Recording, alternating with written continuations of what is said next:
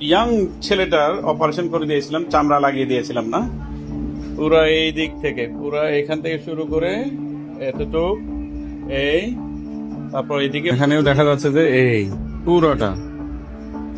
হ্যাঁ, কতদিন আগে লাগিয়েছে বাবা এটা? হ্যাঁ হ্যাঁ 9 দিন আগে। তোমার এটা কিভাবে হয়েছিল যেন? চামড়া চলে গেছে কিভাবে? হ্যাঁ, ব্যাট ব্যাট, ক্রিকেট ব্যাট। ও, তুমি ক্রিকেট খেলো, ব্যাট দিয়ে মার খেয়েছ। এরপর কি হইলো? এখানে ইনফেকশন হইলো। ইনফেকশন হইলে পরবর্তীতে এটা পুরোটা চলে যায় তার।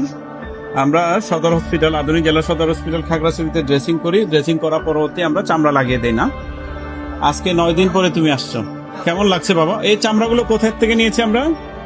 এখান থেকে নিয়েছি আর এখান থেকে নিয়েছি। হ্যাঁ, তাহলে তার এই বিশাল চামড়া আমরা কোথায় লাগিয়েছি? খাগড়াছড়ি। কেমন লাগছে বাবা এখন? ভালো লাগছে না? আচ্ছা, বাবু সুস্থ হয়ে যাবে, ওনার জন্য দোয়া আশীর্বাদ করবেন।